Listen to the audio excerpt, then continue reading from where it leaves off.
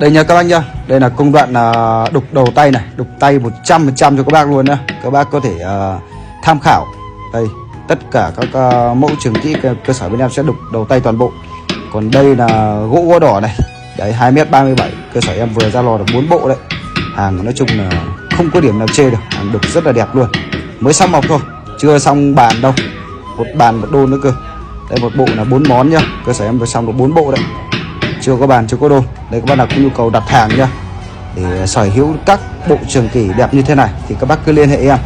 Thì liên hệ sớm thì còn giá nó chỉ hơn 50 thôi. Thì bác nào có nhu cầu liên hệ em nhá, thông tin hết đầu trang đấy ạ.